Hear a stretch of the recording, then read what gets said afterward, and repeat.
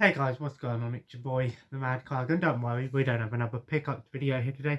I just wanted to do a video basically talking about the latest backwards compatibility update from Microsoft for the Xbox Series and Xbox One.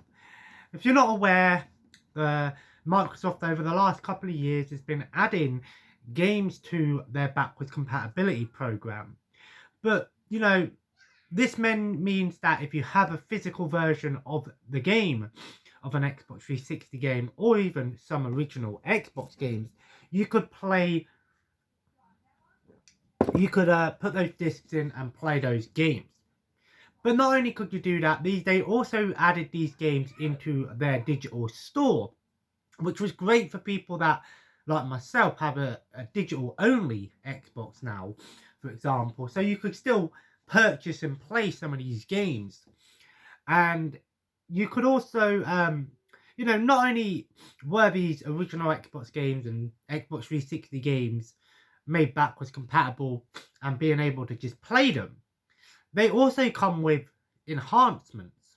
Some games would get 4K frame boosts enhancement. Not all of the games, but some of them, which means that the games would basically run in 60 frames per second and sometimes have 4K capabilities. But even for those games that don't have the enhancements, these games still have enhancements. These games run better than what they did on the original hardware. They look better, even though the games may not be playing in true 4K. If you've got a 4K TV and a 4K compatible console, these games are still going to run in native 4K, if not, 1080p. And they look fantastic. Because bear in mind, original Xbox games would run in max of 480p, 480i, or 360p, and Xbox 360 games would sometimes have a max of 720, some 1080p.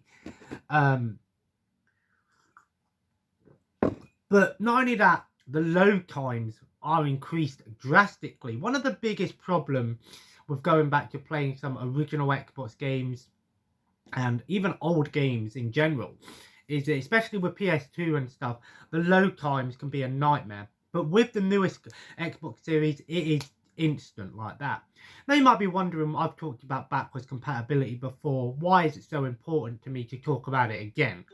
Well, for one reason and one reason only. Well, multiple reasons. They've added a ton. They recently added 70 more games to the backwards compatibility. Recently added backwards compatibility to 70 more games. And, while some of these games were pretty cool, but the one that stood out for me the most was, what I'm talking about, my favorite game of all time, Timesplitters Future Perfect. Now, they added Timesplitters 2 as well, but, when I seen this, I was like, oh my god, it's happening, it's happening. I've been talking about a Timesplitters remake or remaster or a new Timesplitters game for the last God knows how many years. And, the last thing we heard about Timesplitters was from the company that had the rights to it. I think it's Deep Silver or THQ or something like that. They put out a tweet saying they are basically trying to figure out what they want to do with Timesplitters.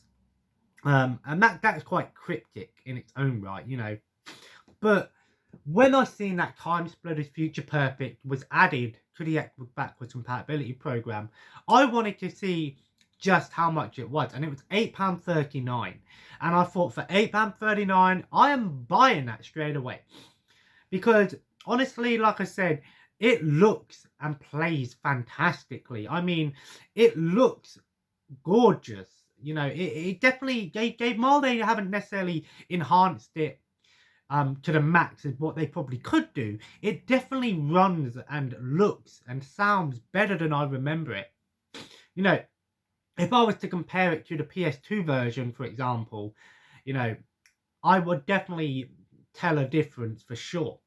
The first thing I noticed was the load times. I loaded up a match and within literally a split second, like maybe a second or two, the game was loaded in, you know, and I was like, wow, this is amazing, you know. And it got me thinking, you know, while this isn't a remaster or remake or anything like that, it's probably the closest thing to a remaster we're gonna get for now, at least, you know, until we maybe next year or in a couple of years time, we don't know. But I've got to tell you that it, you know, while I love the PS2 version and it has a lot of nostalgia for me, to be able to play Timesplitters Future Perfect on a 4K television with, you know, playing it in whatever it's playing in, 1080p, 4K, whatever it's playing it in, looks fantastic, no load time problems, and just instant entertainment. I've got to say, it is fantastic. It just plays so well, and, you know, it is one of my favourite games of all time, if not my favourite game of all time. But like I said, the only problem I have with this is it makes me wonder a little bit. Is Microsoft trying to tell us something here? You know, while a lot of the time they add games to backwards compatibility because it's games that people are asking for and stuff like that. You know, with the crypticness of Timesplitters over the past couple of years and the whole what's going to happen kind of thing, the fact that Microsoft have added these games backwards compatible makes me think, are Microsoft trying to tell us something that maybe in the future we could be seeing Timesplitters make its comeback? If that happens, you know, while I've got the original version, like I said, I'm playing the original version of the game and it plays just like how I remember it, but it feels like I'm playing a remastered version of it because of how good and how well it runs. You know, it's what you expect from like a remaster of a game. I mean, while the game has nothing new or has any new like updated models or anything like that, it feels like you're playing something modern. And you know, because like I said, the backwards compatibility program is just so well done, and I think it's one of the best things Microsoft done in a long time. And it makes me think, you know, with Game Pass and Games with Gold, and we're always getting new stuff with Xbox, you know, it makes me wonder, you know, could Timesplitters make its way to the Game Pass? I mean, I've already bought the game. I had to buy it, you know, I had to have it, man. One thing I would love, and I highly doubt it's going to work, but one thing I would love is for them to reopen the servers on the game. If that was possible, I think it would be amazing to be able to play Timesplitters with friends. Even an online co-op option would be amazing. I know the original game didn't have online co-op, it only had online multiplayer. But I think the game could really benefit from Microsoft and whoever owns the rights to Timesplitters, Deep Silver, I think. Because obviously they've had to get in contact with these people to say, is it alright if we put your game on our store? You know, so it makes me wonder, you know, if they could get in contact with and work with, I think it's Deep Silver, I could be wrong, if they could work with them and try to get the servers back online. Because one thing that I think would be amazing to see would be to bring back the map creations and the community creations, because one thing you could do on Timesplitters 3 was create your own maps, and people also made their own campaign missions, their own modes and things, and it would be awesome to see if they could somehow bring back that capability for this game. If they did this, I think people would be very impressed and people would buy this game. You know, like I said, out of all of the games that they added, they did add a few on there that I was like, oh, okay, that's pretty cool, you know. Maybe I'll play them if they get added to backwards compatibility or added to Game Pass or, you know, Games with Gold. I'm not necessarily going to go out and buy them, but Timesplitters was a must-buy for me. Timesplitters 2 was still a pretty awesome game, and I remember playing it quite fondly. But Timesplitters Future Perfect, I think, was the best in the series.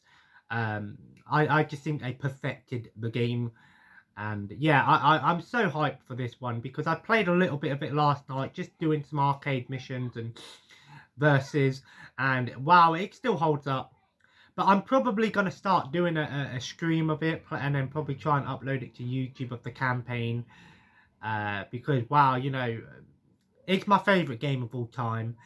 And the fact that I haven't done any gameplay videos on it on my channel, just, you know, it hurts a little bit. So yeah, I just thought I'd do this small video just updating you and saying thank you, Microsoft, and if Deep Silver or THQ or whoever owns the rights to Timesplitters now, you know, if you were somehow involved in this, then, you know, I really hope that you do bring some support to this game, even if it's something you've got to do a little bit of your own work and stuff like that. You can do System Link, but I don't know how you do that, go about doing that. But that being said, we don't know, you know, it'll be interesting to see what happens.